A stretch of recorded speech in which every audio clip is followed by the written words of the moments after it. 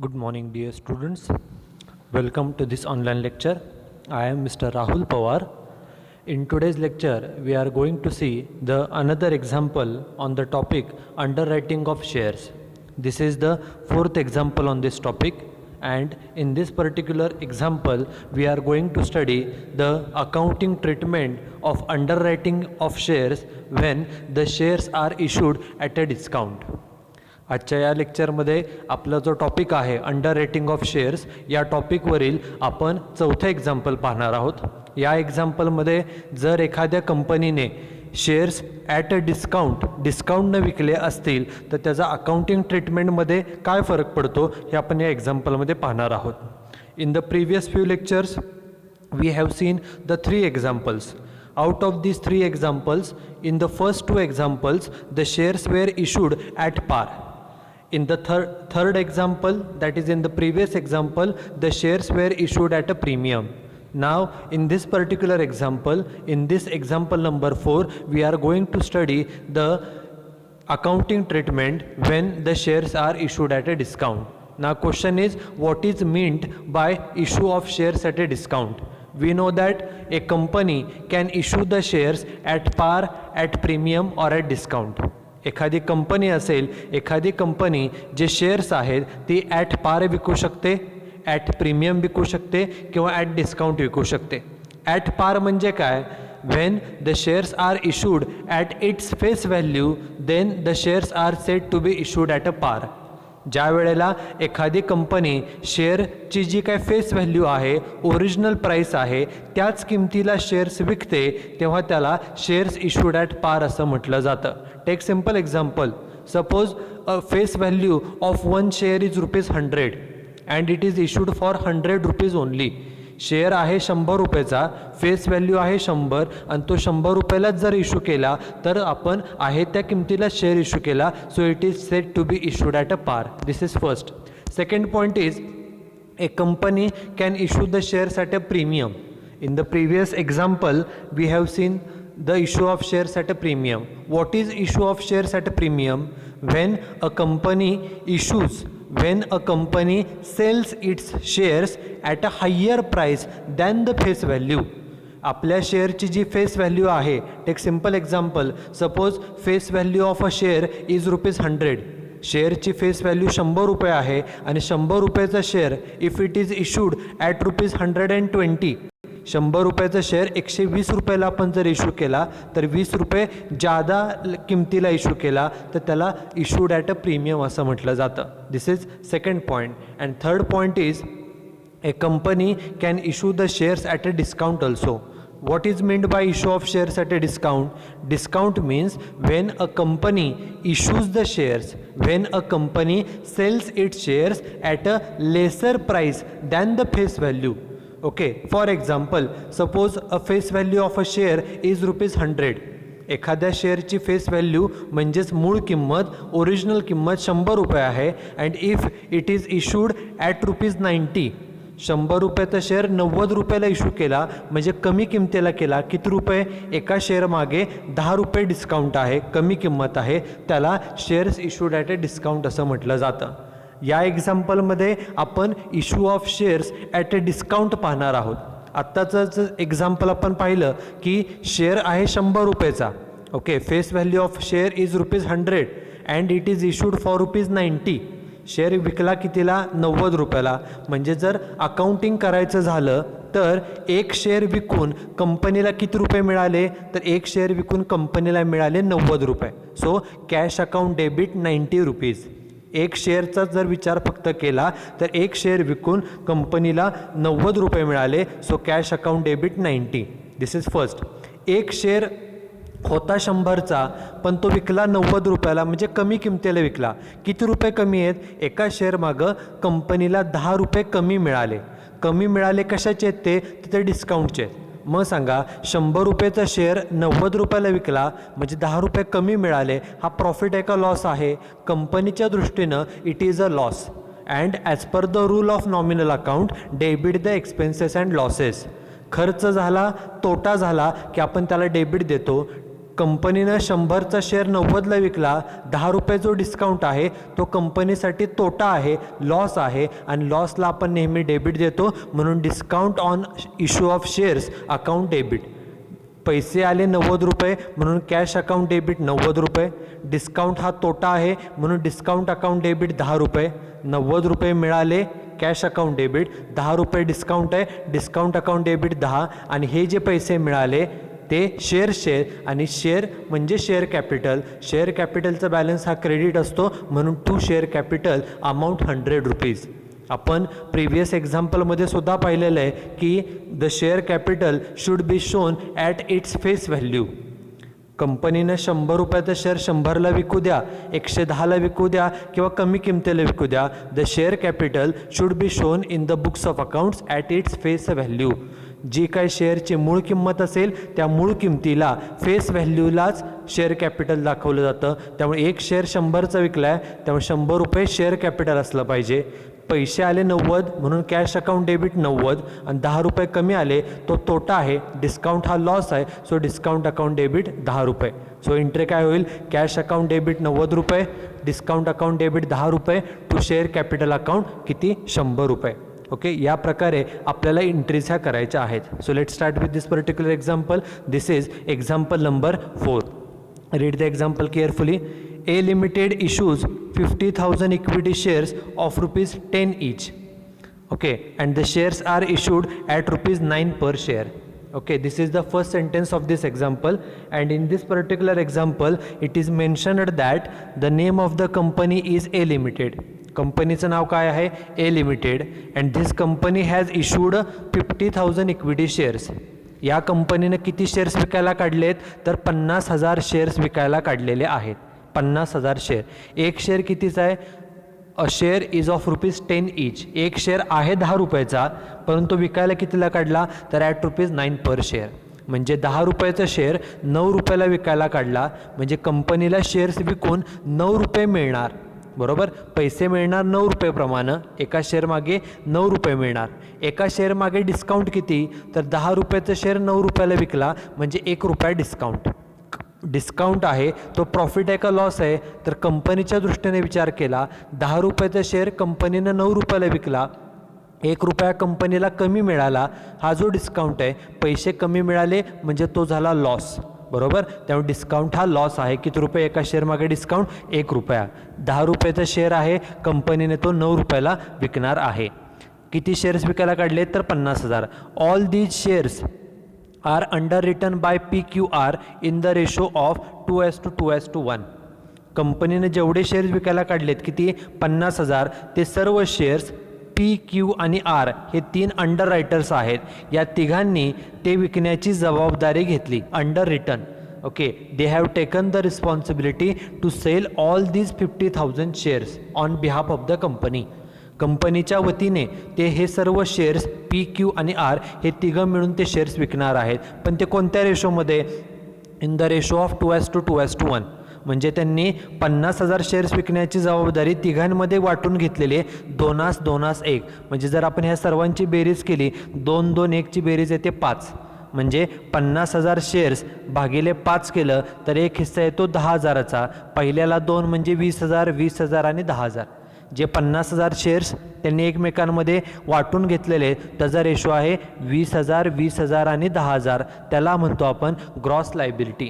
Gross liability म्हणजे काय, तर अंडर रायटर्सनी किती शेअर्स विकण्याची जबाबदारी घेतलेली आहे त्याला ग्रॉस लायबिलिटी असं म्हटलं जातं. Gross liability means the responsibility taken by the underwriters to sell the shares. Okay, अंडर रायटर्सनीच म्हणजेच एजंटनी किती शेअर्स विकण्याची जबाबदारी घेतली आहे. त्यांनी सांगितले एकूण शेअर्स आहेत 50,000 आणि ते तिघांनी 2:1. मग 50,000चे 2:1मध्ये वाटा. पहिल्याला 20,000, दुसऱ्याला 20,000 आणि तिसऱ्याला 10,000. P हा जो पहिला अंडररायटर आहे, he has taken responsibility for selling 20,000 shares. Second underwriter Q, he has also taken responsibility of selling 20,000 shares. And lastly R, he has taken responsibility for selling 10,000 shares of the company. It is called as a gross liability. This is first point. After that, next point is काय सांगितलं बघा, company received total applications for 45,000 shares. विकायला काढले होते 50,000 shares, पण एकूण total म्हटलेलं आहे, टोटल ॲप्लिकेशन्स आले किती, तर 45,000. आपल्याला अंडर रायटिंग ऑफ शेअर्स या टॉपिकमध्ये प्रत्येक एक्झाम्पलमध्ये in each and every example we have to make a working note for calculating the unmarked applications. And unmarked applications are calculated by formula. Unmarked applications is equal to total applications received. In this example it is mentioned that company has received a total applications for 45,000 shares. एकूण application किती आले, 45,000. आता हे जे applications आलेले असतात हे दोन प्रकारचे असतात, एक म्हणजे मार्क्ड ॲप्लिकेशन्स आणि दुसरा म्हणजे अनमार्क्ड ॲप्लिकेशन्स. मार्क्ड म्हणजे काय, तर जे ॲप्लिकेशन्स अंडर रायटर थ्रू येतात. आपल्या एक्झाम्पलमध्ये PQR, these three are the underwriters. The applications which are received through these underwriters are called as a marked applications. So read the example. The applications received through the underwriters, जे आत्ता सांगितलं, अंडररायटर through जे applications येतात त्याला काय म्हणायचं, marked. ते किती, P थ्रू 15,000 शेअरसाठी ॲप्लिकेशन आलं, Q थ्रू 15,000 आणि R थ्रू 10,000. जर आपण ह्या तिघांची बेरीज केली 15, 15 आणि 10 तर ती बेरीज किती येते, 40,000. ओके, म्हणजे एकूण ॲप्लिकेशन जे 45,000 आलेले आहेत त्यापैकी 40,000 शेअर्सचे ॲप्लिकेशन हे एजंट थ्रू म्हणजेच अंडर रायटर थ्रू आलेले आहेत. आणि अंडर रायटर थ्रू जे ॲप्लिकेशन्स येतात त्याला आपण मार्क्ड ॲप्लिकेशन म्हणतो. मार्क्ड म्हणजे सर्व अंडर रायटर थ्रू आलेले ॲप्लिकेशन किती आहेत, ते 40,000. आपण आत्ताच बेरीज केली. मग बघा, एकूण ॲप्लिकेशन आले 45, त्यापैकी एजंट थ्रू आलेले 40, मग राहिले किती, तर 5,000 राहिले. त्याला म्हटलं जातं अनमार्क्ड ॲप्लिकेशन्स. अनमार्क्ड ॲप्लिकेशन म्हणजे काय, जे ॲप्लिकेशन्स डायरेक्टली कंपनीकडे येतात, एजंट थ्रू नाही, अंडर रायटर थ्रू नाही. The applications which are directly received by the company are called as a unmarked applications. And in each and every example we have to calculate this unmarked application. And unmarked applications are calculated by formula total applications received minus marked applications. आता किती आलेत unmarked application, तर 5,000 shares एवढे unmarked applications आलेले आहेत. Okay, आता हे जे अनमार्क्ड ॲप्लिकेशन्स आहेत 5,000, याचं अकाउंटिंग काय केलं जातं, this unmarked applications are distributed among all the underwriters. हे जे अनमार्क्ड ॲप्लिकेशन्स 5,000 आहेत हे सर्व ॲप्लिकेशन जे अंडर रायटर्स आहेत, आपल्या एक्झाम्पलमध्ये PQR हे तिघा अंडर रायटर्स आहेत, त्यांचा जो काय रेशो असेल, ओके, ग्रॉस लायबिलिटीचा रेशो, त्या रेशोमध्ये हे ॲप्लिकेशन त्यांना डिस्ट्रीब्यूट केले जातात आणि हे डिस्ट्रीब्यूट करून त्यांची जी काय ग्रॉस लायबिलिटी आहे ती तेवढ्याने कमी केली जाते. This is most important accounting treatment. The unmarked applications which are directly received by the company are distributed among all the underwriters in the gross liability ratio. Okay, जे unmarked applications असतात ते सर्व अंडर रायटर्समध्ये जो काही त्यांचा gross liability ratio आहे, रेशो किती आहे बघा, तो आहे 2:1. तेवढ्या रेशोमध्ये सर्व अंडर रायटर्समध्ये ते ॲप्लिकेशन डिस्ट्रीब्यूट करायचे आणि तेवढ्यानं त्यांची ग्रॉस लायबिलिटी ही कमी केली जाते. म्हणून less distribution of unmarked application ratio 2:1. आपले शेअर्स आहेत 5,000, 5,000 वाटले 2:1 मध्ये, पहिल्याला 2, दुसऱ्याला 2 आणि तिसऱ्याला 1,000. हे आपण अनमार्क्ड ॲप्लिकेशन सर्व अंडर रायटर्समध्ये डिस्ट्रीब्यूट केले जातात. आता तेवढ्यानं त्यांची ग्रॉस लायबिलिटी कमी करायचे, मग कमी करून किती राहतात बघा, 20,000तून 2,000 गेले, त्यांची लायबिलिटी रिमेनिंग लायबिलिटी राहिली 18,000. दुसरासुद्धा 20मधून 2 गेले, लायबिलिटी राहिली 18,000 आणि 10,000तून 1,000 गेले, वजाबाकी किती राहिली तर 9,000. It is the remaining liability of these under writers. हे जे 3 अंडर रायटर्स आहेत PQR, ह्या तिघांची ही रिमेनिंग लायबिलिटी आहे. आता ही जी लायबिलिटी आहे, ओके, एवढे तरी शेअर्स त्यांनी विकले पाहिजे. Means it is the responsibility of P to sell 18,000 shares. It is the responsibility of Q to sell 18,000 shares and it is the responsibility of R to issue or to sell the 9,000 shares. एवढी त्यांची जबाबदारी आहे एवढे shares विकण्याची, एवढे applications शेअरसाठी application मिळवण्याची ह्या तिघांची जबाबदारी आहे. ही त्यांची जबाबदारी आहे. आता त्यांनी ॲक्च्युली किती ॲप्लिकेशन्स मिळवले तर ते कम्पेअर करा. म्हणून खाल्ल्याचं ॲक्च्युअल ॲप्लिकेशन्स रिसिवड. बघा ॲप्लिकेशन किती आले, पी थ्रू आले 15,000. मग ते दिलं पी थ्रू किती आले 15. पीची जबाबदारी किती होती 18,000ची. म्हणजे 18,000 ॲप्लिकेशन्स मिळवण्याची त्याची जबाबदारी होती, पण त्याला मिळाले किती फक्त 15,000. म्हणजे किती कमी मिळाले 3,000. त्याला सरप्लस म्हणणार का डेफिशिट, तर कमी मिळाले म्हणजे हा डेफिशिट आहे. डेफिशिट म्हणून कंसामध्ये डी लिहिलं. हे झालं पहिलं. आता जो दुसरा अंडर रायटर आहे क्यू, त्याला किती ॲप्लिकेशन्स मिळाले 15,000 मिळाले, म्हणून ॲक्च्युअल ॲप्लिकेशन्स रिसिवड लिहिले 15,000. आता बघा त्याची लायबिलिटी होती 18,000, ॲप्लिकेशन्स फक्त मिळाले 15,000. म्हणजे कमी ॲप्लिकेशन्स किती कमी 3,000. कमी म्हणजे डेफिशिट म्हणून कंसामध्ये त्याला डी असं म्हटलं. त्याच्यानंतर जो शेवटचा अंडर रायटर आहे आर, त्याला किती ॲप्लिकेशन्स मिळाले 10,000, म्हणून ॲक्च्युअल ॲप्लिकेशन्स रिसिवड लिहिलं 10,000. त्याची जबाबदारी होती 9,000ची, पण त्याला ॲप्लिकेशन्स मिळाले 10, म्हणजे 1,000 ॲप्लिकेशन जादा मिळाले. जादा म्हणजे सरप्लस म्हणून त्याला एस असं म्हटलं. म्हणजे हे जे 3 अंडर रायटर्स आहेत, out of these 3 under writers the first 2 P and Q they have a deficit. त्या दोघांना डेफिशिट आहे. आणि जो शेवटचा अंडर रायटर आहे आर, आरला फक्त सरप्लस आहे. आता पुढे काय करायचं, तर ज्याच्या सरप्लस असतो, सरप्लस कोणाचा आहे फक्त आरचा, त्याच्या सरप्लस किती आहे 1,000, त्याच्याकडून तो काढायचं म्हणून मायनस करायचा. 1,000 सरप्लस होता, तो त्यातनं मायनस केला 1,000. 1,000तून 1,000 गेले, राहिले किती नील. सरप्लस ज्याचा आहे तो काढायचा आणि तो कुणाला डिस्ट्रीब्यूट करायचा, तर ज्यांना डेफिशिट आहे, कुणाला पी आणि क्यू ह्या दोघांना डेफिशिट आहे. ज्यांना डेफिशिट आहे त्यांच्यामध्ये तो वाटायचा. कोणत्या रेशोमध्ये, तर ह्या दोघांचा रेशो किती आहे पी आणि क्यूचा. बघा इथं वरती रेशो दिला आहे, पी आणि क्यू ह्या दोघांचाच रेशो काढला तर तो आहे 2:2. बरोबर, 2:2 म्हणजेच इक्वल आहे. आणि कुणाचा शेअर वाटायचा, सरप्लस वाटायचा, ज्याला सरप्लस आहे. आपल्या एक्झाम्पलमध्ये आरला सरप्लस आहे 1,000, तो वाटायचा. म्हणून खाली लिहिलं less distribution of surplus of R. आरचा सरप्लस वाटला कुणामध्ये, पी अँड क्यू. कोणत्या रेशोमध्ये, 2:2मध्ये, म्हणजेच इक्वली. मग 1,000 सरप्लस आहे तो दोघांमध्ये वाटा, 500 आणि 500. हा सरप्लस वाटायचा म्हणजे काय, तर जो बाकीच्यांना डेफिशिट आलेला आहे तेवढ्यानं त्यांचा डेफिशिट कमी करायचा. एखाद्या अंडर रायटरचा जो सरप्लस आहे तो बाकीच्या अंडर रायटर्समध्ये डिस्ट्रीब्यूट करायचा आणि त्या ज्यांना डेफिशिट आलेला आहे त्यांचा डेफिशिट तेवढ्यानं कमी केला जातो, म्हणून ते केलं लेस. मग आता बघा 3,000 डेफिशिट होता, त्यातनं 500 वजा करा, वजाबाकी राहिले किती 2,500. दुसरा सुद्धा 3,000 डेफिशिट होता, त्यातनं 500 वजा करा, वजाबाकी राहिले किती 500. It is called as a net liability of these under writers. Now question arises, what is net liability? Net liability means these number of shares have to be purchased by P and by Q. कारण की as per the underwriting contract, the underwriters takes the responsibility to sell specific number of shares. Underwriting कॉन्ट्रॅक्टमध्ये जो underwriter असतो, जो agent असतो, तो कंपनीचे ठराविक शेअर्स विकण्याची जबाबदारी घेतो. And for his work he gets the remuneration in the form of underwriting commission. तो जो कंपनीचे शेअर्स विकण्याचं काम करतो त्या बदल्यात त्याला जो मोबदला मिळतो तो कमिशनच्या स्वरूपामध्ये मिळतो.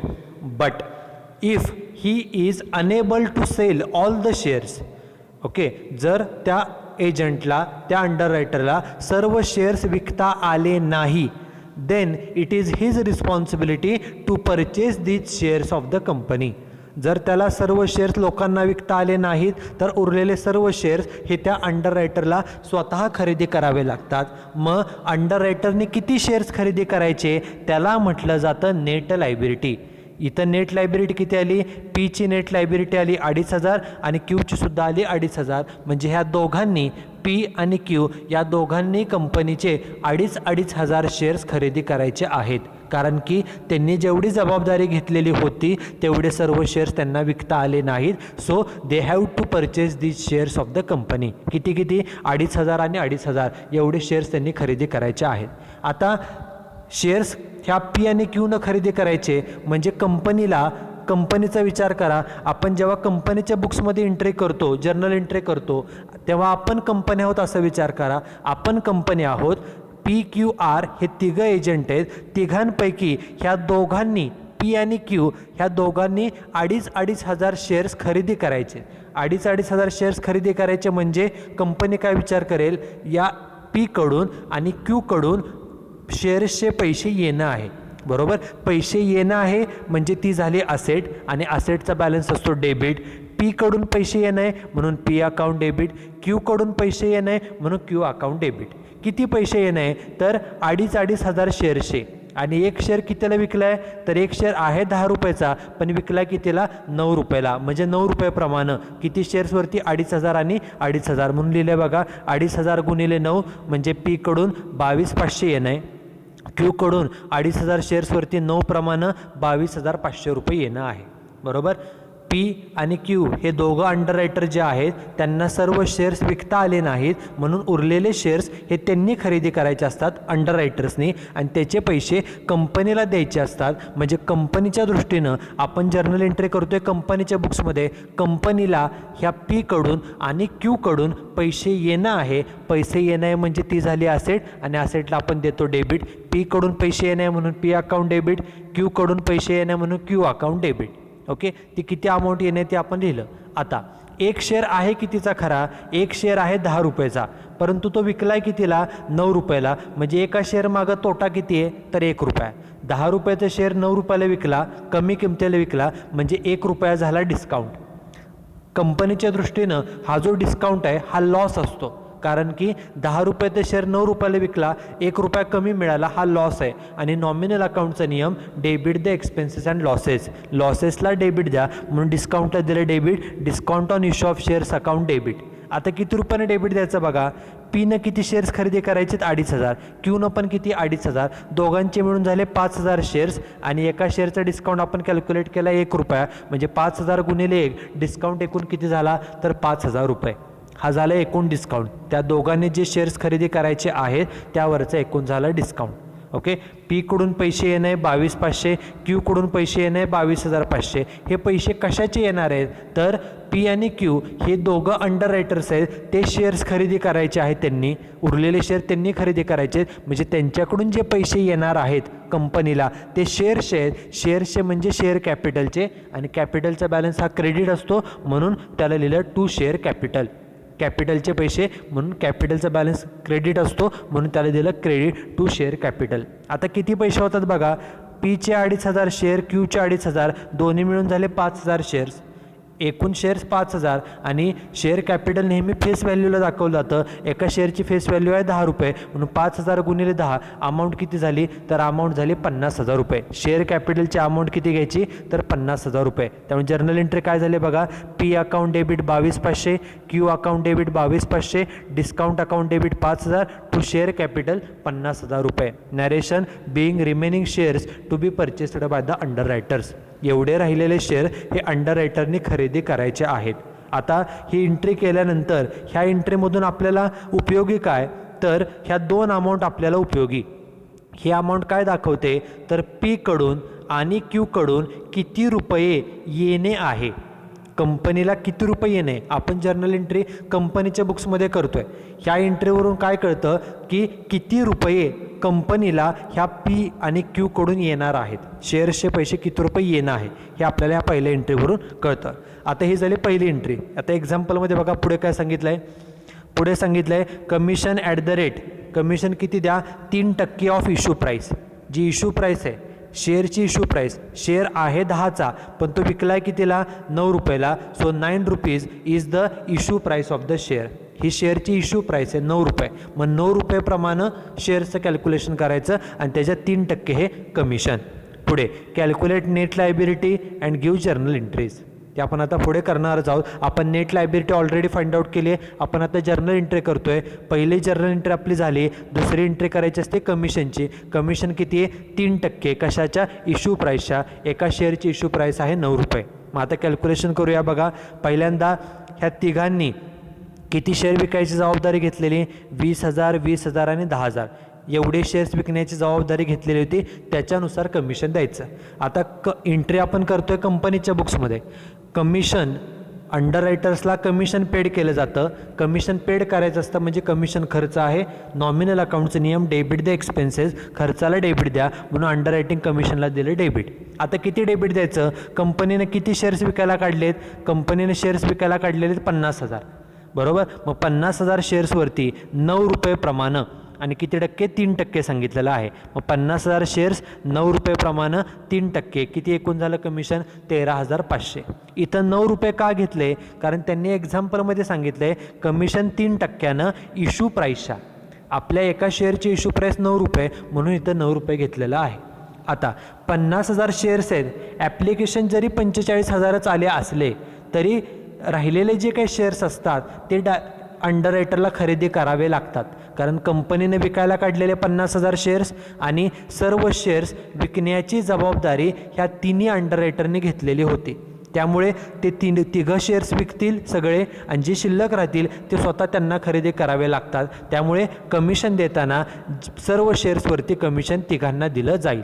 कमिशन एकूण किती आलं? 13,500. हा खर्च आहे म्हणून खर्च दिलं डेबिट. आता हे कमिशन कुणाकुणाला द्यायचं आहे? आपण एंट्री करतोय कंपनीच्या बुक्समध्ये. हे कमिशन द्यायचं आहे पीला, क्यूला आणि आरला. कंपनीनं कमिशन द्यायचं आहे.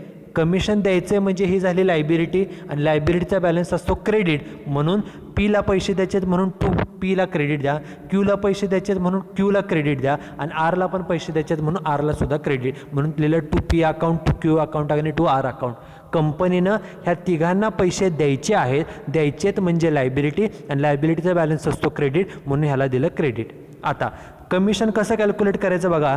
प्रत्येकानं किती जबाबदारी घेतली? 20, 20, 10 एवढी जबाबदारी घेतली म्हणून 20,000, 20,000, 10,000 हे शेअर्स आहेत.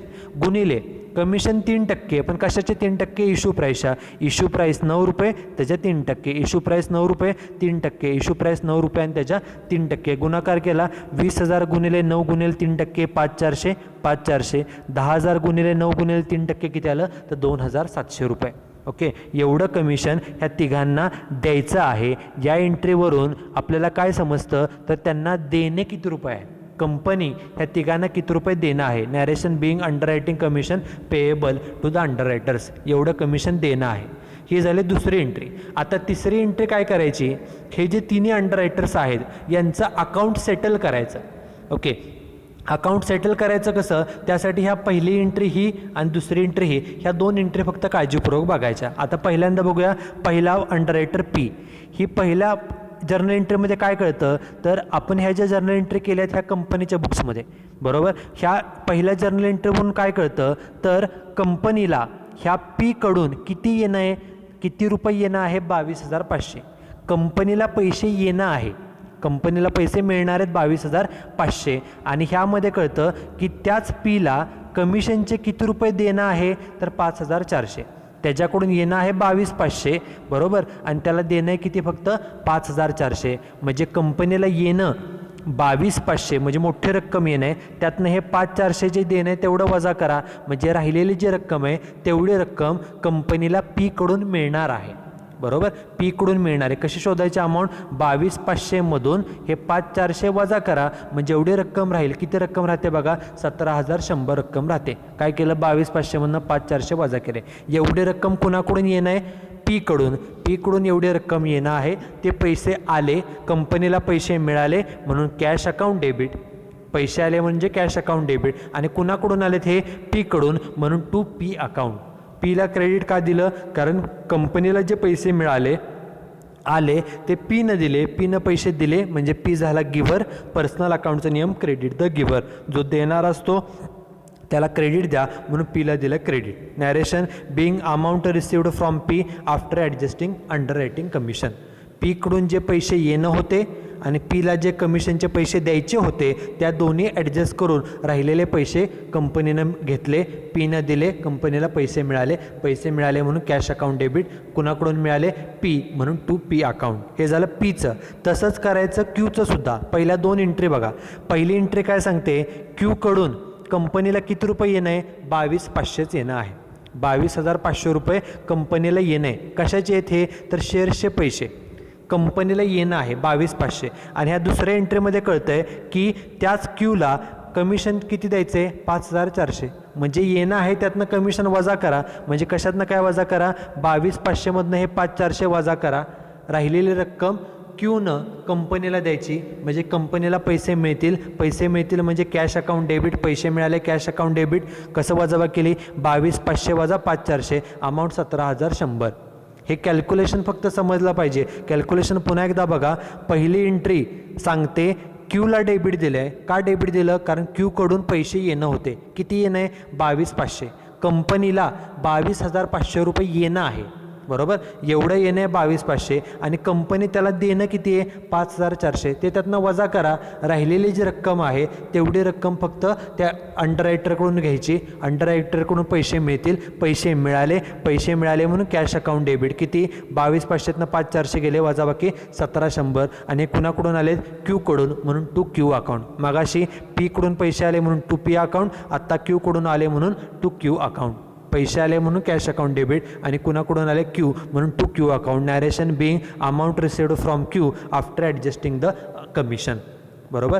पी झाला, क्यू झाला. आता शेवटचा अंडररायटर आहे आर जो अंडररायटर आहे, जर आपण टेबल पाहिलं तर आरची नेट लायबिलिटी नील होती, त्यामुळं आरची जर्नल एंट्री करणं एकदम सोपं आहे. बघा, ही पहिल्या एंट्रीमध्ये आपण जी जर्नल एंट्री केलेली आहे त्याच्यामध्ये फक्त कोण आहे तर पी आणि क्यू, इथं कुठेही आर नाही, बरोबर. फक्त पी आणि क्यू, एक आर कुठे नाही, त्यामुळे इथं सोडून द्या. दुसऱ्या एंट्रीमध्ये काय दिसतंय आर आहे आणि त्या आरला कमिशन किती रुपये देणं आहे तर कमिशन देणं आहे 2,700. क्यूचं फक्त अकाउंट आर जो अंडररायटर आहे त्याचं जर्नल एंट्रीमध्ये फक्त एकाच ठिकाणी इथं नाव आलेलं आहे आणि ते कशासाठी तर या आरला 2,700 रुपये कमिशन देणं आहे.